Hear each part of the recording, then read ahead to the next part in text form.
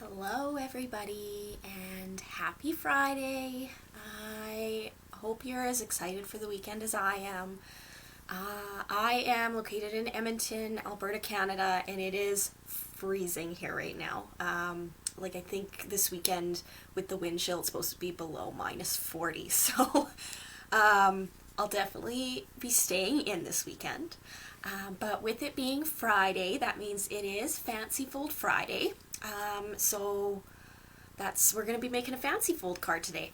I just want to mention before we get going that if you like and share this video, I will enter you into a draw to win some of the cards that I make for the month of February. So, why not? And you don't have to make them yourself. You can use what I've made and you can send them out to your friends and family. As well, before we get into our card, I just want to talk with you guys about our starter kit promotion we have right now, and explain why I started stamping with Stampin' Up. So when I first joined as a demonstrator, I had been stamping and scrapbooking and making cards and everything for probably more than 10 years. I've always been kind of crafty. And it was brought to my attention that I could be paying cost for some of the products that I was buying. So I signed up as a demonstrator to get 20% off all of the products that I purchased. And I had no interest in being an active demonstrator and selling to people. I just wanted to buy for myself and use the discount, which is perfectly okay. Stampin' Up! Is okay with that. But I love their products so much that I decided I wanted to start sharing them with my friends and family. So I started hosting workshops, and now I am where I am today. I'm part of a crafting community. We get together weekly for training and monthly for coffee and a stamp, and we make cards together and we share ideas and we laugh and we cry, and we are just this little tight-knit community. I've gained a lot of friends by becoming a demonstrator. And right now, the promotion that Stampin' Up! Is offering is you get to pick, that's right, you get to pick, it's not up to Stampin' Up! To pick, but you get to pick $165 in product. You'll only pay $135. Stampin' Up! Will throw in a $30 paper pumpkin kit for free, as well as 5 packs of 6x6 DSP that I'm not even able to purchase yet. They're going to be coming out in the new annual catalog. That's another like $78 value added. So I believe you're getting almost $140 extra in free product, which is insane. So it doesn't hurt to sign up right now. It's very minimal cost, and again, no pressure to sell. It's just so that you can get 20% off. Now that I'm an active demonstrator and doing workshops and everything with you all, I actually make 25% off, so I get even more off. So it's well worth it just to get the kit. So if that's something you're interested in, let me know, and we can book like a little one-on-one Zoom, and we can go through everything, and I can answer any questions that you have.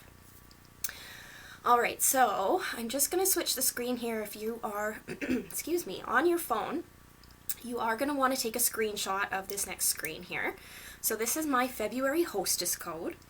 If you are planning on placing an order this month and it's going to be under $200, you're going to want to use this code because everybody who uses this code in the month of February is going to be entered into a draw for some free product.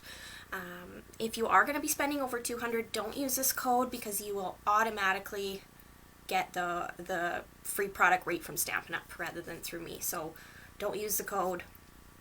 If it's over 200, if it's under 200, definitely use this code, okay?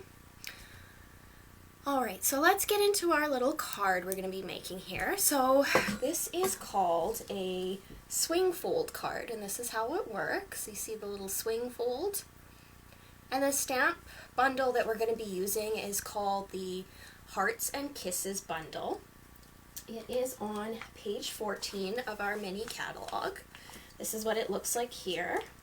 So this bundle comes with a stamp set as well as a punch that punches out lips and hearts. Super fun little set. It's great to make Valentines for your friends. So it's got a cute little saying that says Happy Galentine's Day, which we're going to use today because I think that that is just the cutest little saying ever. So I'll set that aside, and I'll just set aside the card that I've already made so we can make our new card.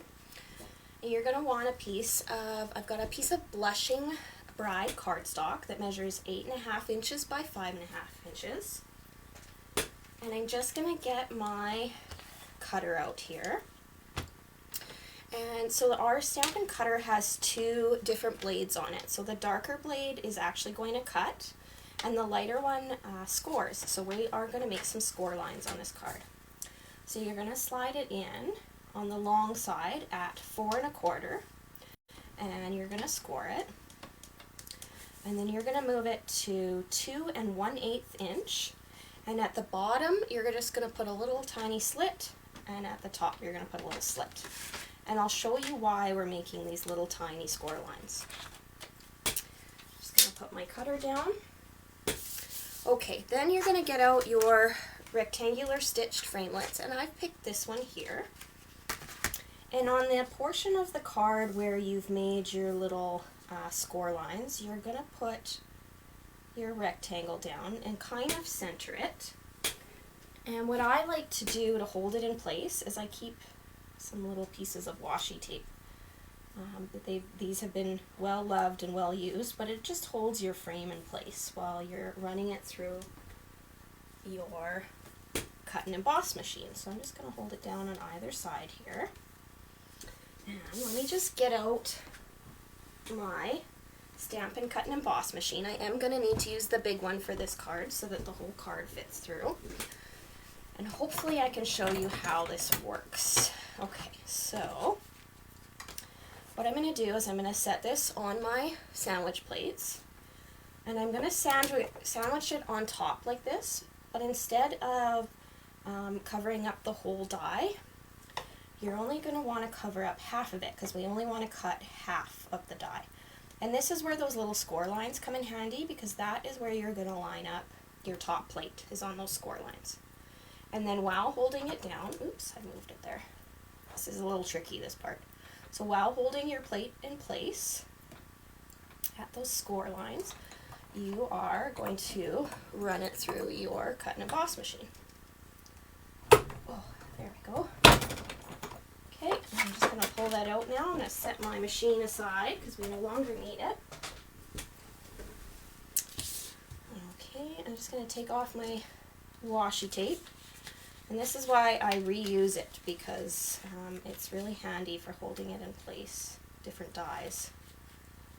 Just carefully remove that and the die. And now you can see how it's only cut out half of it because we only put a plate on half of it.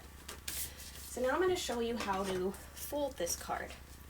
So you're going to fold it in half, and you're going to use your bone folder.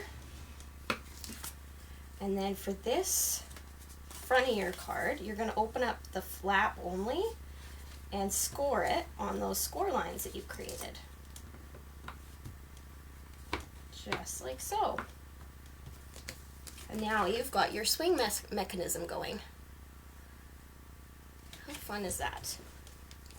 Okay, now I've cut a piece of our Snail Mail Designer Series paper that will fit right in the center of our card here. And this piece has these cute little hearts all over it, which I thought would be perfect for Valentine's Day.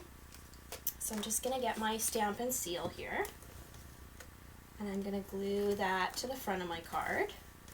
I'm just going to stick it right inside the frame here. And you could use any one of our dies to make this swing card. It doesn't have to be a rectangular shape. You could even do circular or any sort of odd shape that you've got. And now I've got a piece of Whisper White cardstock.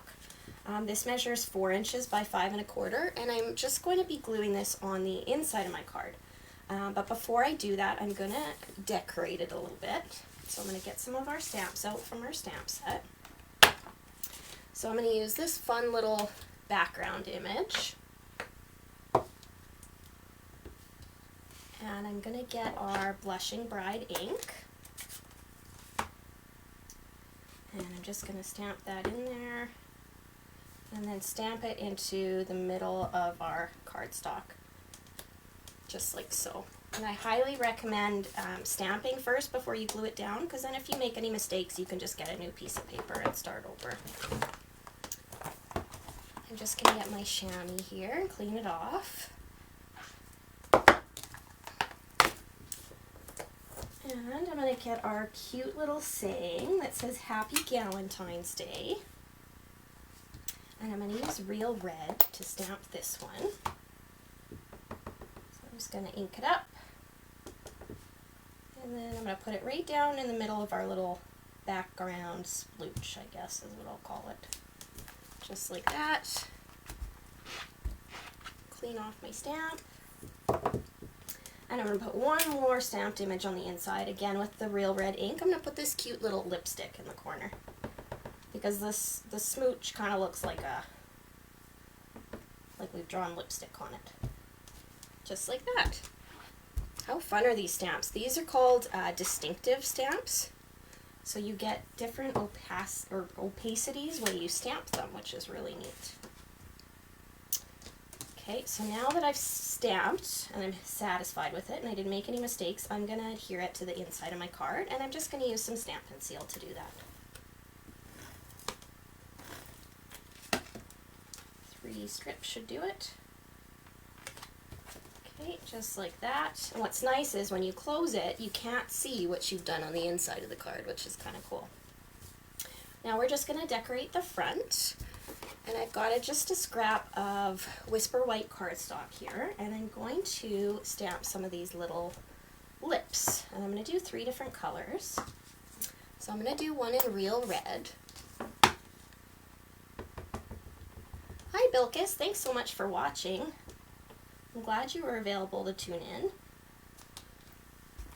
So there we go, I've got some real red lips. And then I'm going to get the Blushing Bride again, and we'll do some Blushing Bride lips. And I am cleaning off my stamp in between on my Simply Chamois. And then I'm going to use some Rococo Rose lips, so kind of a shade in between the Blushing Bride and the Real Red. Just like that. Now, because I love bundles with a punch, we get to use a punch with this one. So I'm going to use this cute little Hearts and Kisses punch. Bilkis, I love this set too. I love the distinctive stamps. I just love the different dimension it gives to a card. So I'm just going to line that up and punch that out. And we'll punch this one out. And we got one more here. To line it up the other way. And that one. Okay, so now we've got our lips. And we need a cute little saying for the front as well. So I've got a strip of, this is 3/4 of an inch of Whisper White cardstock. And I'm just going to get my real red ink again. And I'm going to get a block, and I'm going to stamp this little saying from the set that says, "You go girl." Because I'm going to give this to one of my girlfriends. And I'm just going to stamp that right about there, I think. Yeah, that looks good.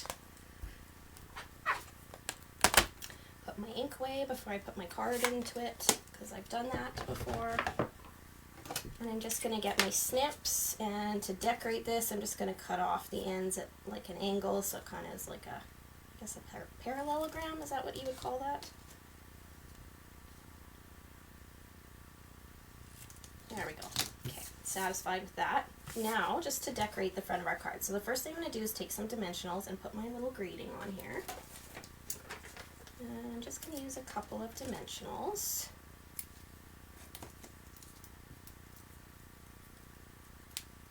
And that right about there.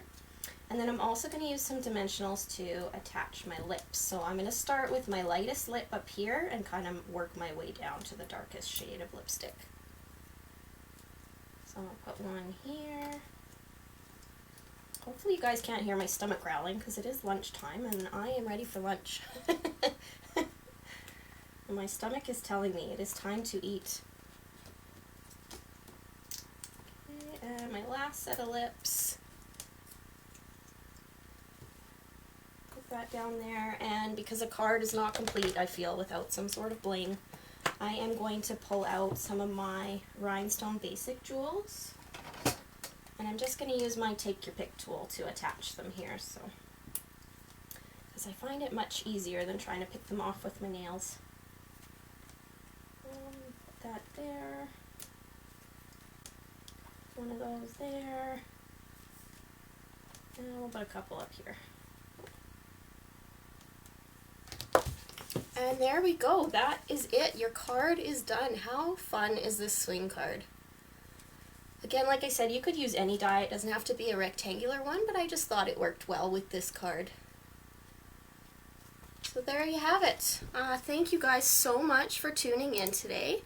I hope you enjoyed our little card, and happy Friday.